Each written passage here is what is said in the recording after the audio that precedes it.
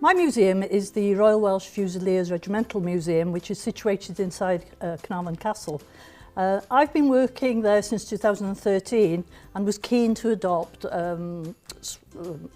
Facebook and Twitter and things like that to market the museum.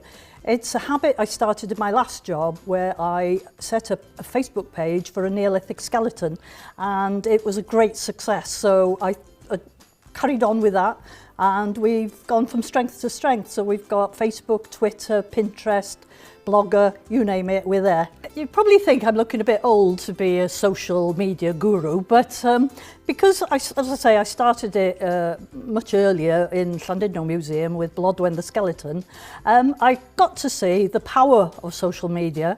And as a teacher in my previous life, who was kind of in charge of IT in schools, the two things sort of came together in my mind, and I could actually see the power of social media to get right to the customer and to get them to respond right back to me. People kind of know me by name. They think I am the face of the museum, God help them.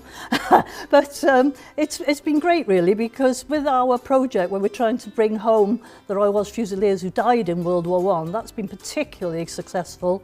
We're searching for 11,000 Royal Welsh Fusiliers who died in World War I, trying to collect their information and photos and things. And really it's been mainly done through social media. So we've had a great response to that.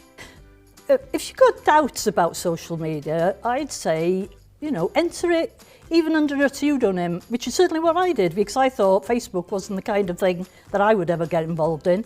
But having a Facebook page called Blodwen Chardon, the skeleton, gave me an insight into the power of social media without being involved myself in a way, and that's when I could see it was all singing, all dancing, and would get to corners that I would never reach normally and attract the younger age group. So I'd say have a go.